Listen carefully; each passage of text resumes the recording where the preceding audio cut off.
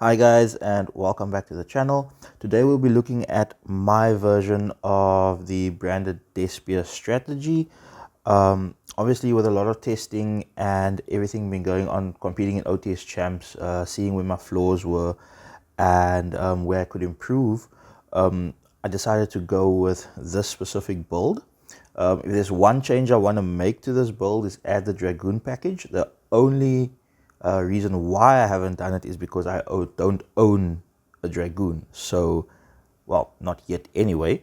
So for that reason, I haven't added it to this build. I have made a few changes since our past locals after testing it out. But yeah, I'll get into the deck profile, and this is my version of Branded Despia.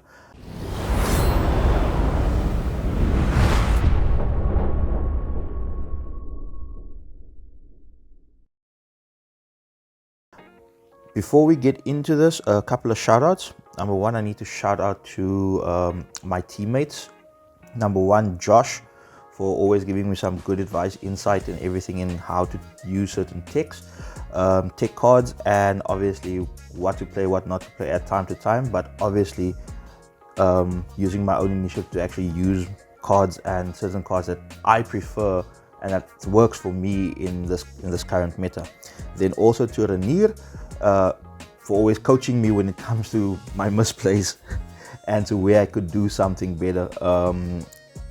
Also, awesome players, very good coaches, always helping a brother out.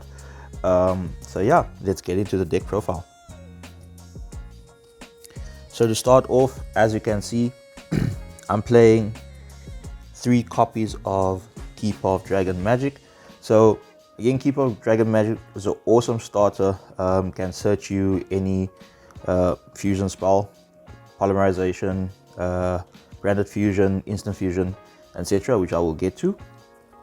Then, because we run so many starters in the deck, I've opted to go for 2 Aluber instead of 3. Because we're trying to minimalize the amount of starters that we have so that we can actually see them with each hand. I decided to actually go for 2 instead of 3. Then 2 Fallen of Albaz, pretty standard at this point. I see a lot of people play 3. I myself also played 3. The third one never came up for me, so I cut it back down to 2, which actually helped a lot to see other cards and other engine cards in my hand. Then standard to this, I played the 1 Tragedy and the 1 Adlib, as well as the 1 Blazing Cartesia, the 1 Albion, and 1 Mercuria. Mercuria also used to play it at 2, especially for using it for Cartesia's line. But in this specific build, the second one never came up, so I cut it. And also only playing 1 Cartesia because 1 is enough. The second one also didn't come up for me. I will try and actually play a second one later down the line, but we will see how it will go for me after that. Then I play 1 Bastille Lubellion and 1 Bastille Saronir. Okay, so I still see a lot of builds with a hectic amount of Bastilles, and in this current format I don't think it's necessary, because in a tier heavy format, in our previous format, yeah, play all the Bastilles you want because you need to have something that will banish their monsters so that they can't fuse. In this format you don't need that because everyone is playing something different. You have Cash, you've got Branded, then you've got Trap Tricks, etc. So you don't really need more than this. This is literally there just to get your engine with Mercuria going so that you can go into the Blazing Cartesia lines. Then for the Predaplant engine, I'm only using the 1 Predaplant Bifilocula and the 1 Darlingtonia Cobra. So this is a polymerization on steroids because you can use it literally every turn as long as it's in the pendulum scale, and this can search you any fusion card as well. So Super Poly, Polymerization, even Fusion Destiny, you can search off of this, and this is only once per game that you can use this effect. Then we're only playing the 3 Ash Blossom in the main, because obviously going into the mirror match, we have to have something to stop Branded Fusion or your opponent's Branded Fusion or any other search for that matter. Then the strongest card in the deck, Branded Fusion. I play 3 Branded Opening, 3 Fusion Deployment, the 1 in red and the 1 in white. In white literally comes up for me a lot, since if you have a Fallen of Albaz in grave, you can literally send it from your graveyard and banish it to actually fuse off. Otherwise, you can use materials from your field or your hand, so this will always come up. But I'm going to cut this for the Dragoon engine.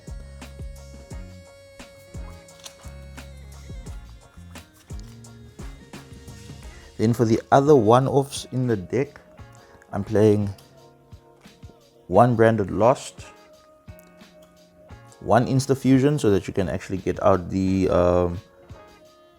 ambulance monster. I call it the ambulance monster because his name is way too difficult to pronounce. 1 Foolish Burial, 1 Gold Sarcophagus, and then obviously the 1 Called by the Grave to stop your opponent's Ash or anything like that. So these are the one-offs in the deck, other than the Branded White and the Branded in Red. This is pretty much standard at this point, other than the Instant Fusion, because Gold Sarc, send Tragedy, send Mercuria to actually get your combo started if you don't open up with a starter. So this in and of itself is a starter, as well as Instant Fusion going into your Predator Plant lines. Then for the traps, I play 1 Branded Retribution for the Recursion, 1 Branded Banishment, and then probably one of the better cards in the deck, especially for going second, and just to break your opponent's board in general. I'm maining 3 copies of Evenly Matched. So this card specifically has saved my ass so many times, specifically in games, that I did not know what I was going up against. So opponent plays, I lose the dice roll, I go second, draw Evenly Matched. Opponent plays, make a board. My passes to me, main phase, battle phase, end of battle, Evenly Matched, then combo off. So this has literally saved me in quite a number of games. So I left it in the main deck, because I don't see any other reason why you shouldn't at this point. I wanted to go and say, actually, okay, let's add Nibiru to the main deck, but there's only so many decks in this current format that plays into Nibiru, so hence the reason why we sided it out. Then for our extra deck, I played 2 Albion, pretty standard, 1 Lubellion. This has become a standard at this point to just play 1, and 2 Mirror Jade. So this is pretty standard, self-explanatory, you don't really need to play more than this.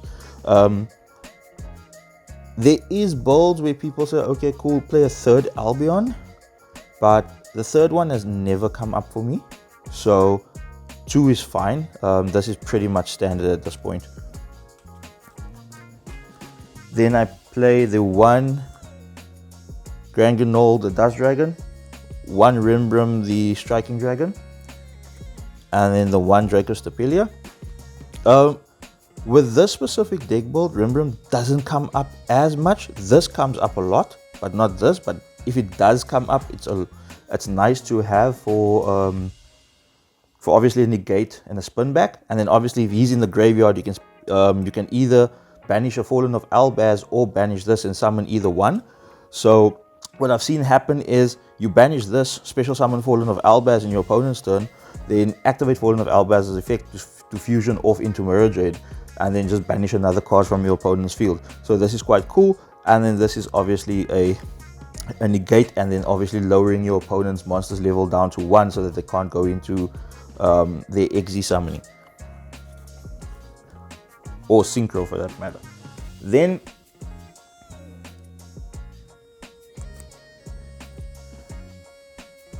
the one Predator Plant Fusion card, I'm not going to pronounce his name because I am going to destroy it.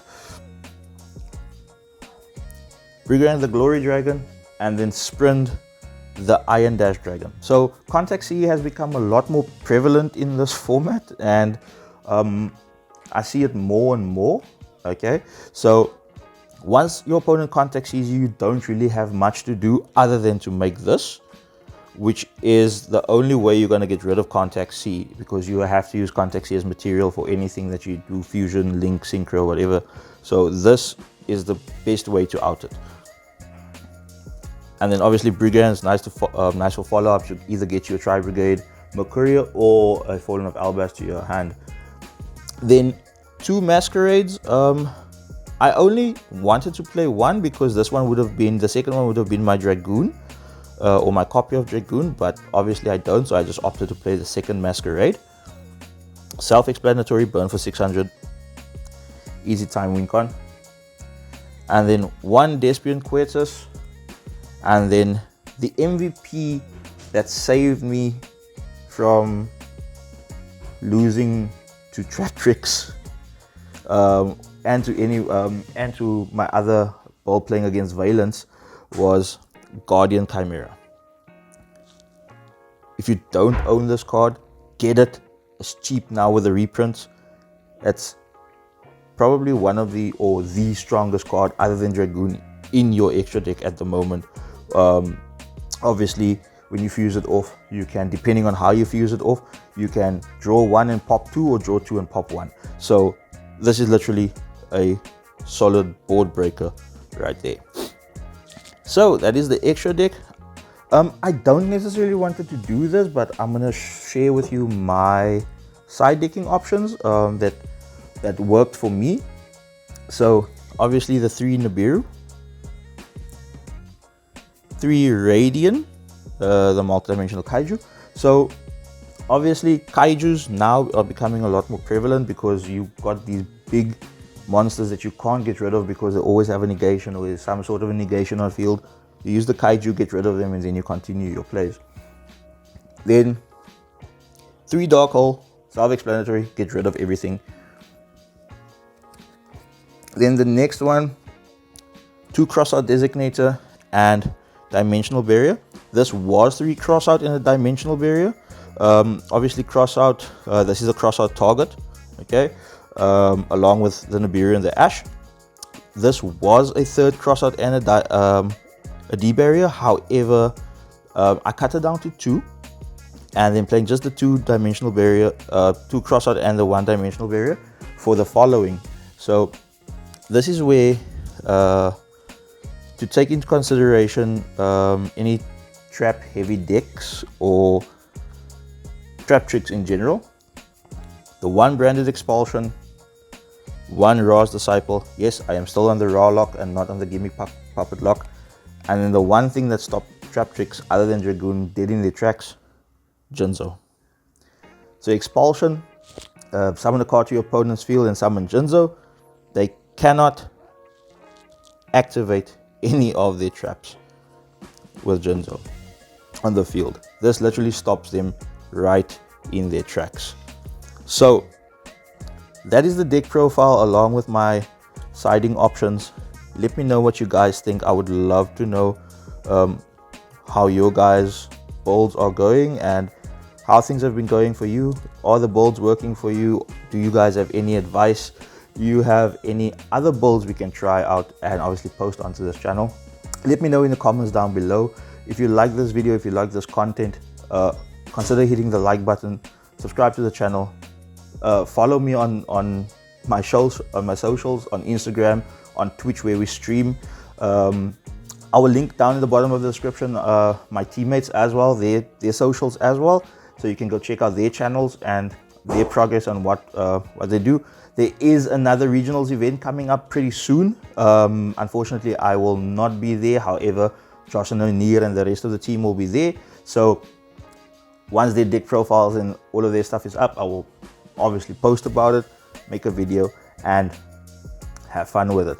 So with that being said, that's the deck profile. I hope you guys enjoyed it. Until next time, see you. Cheers.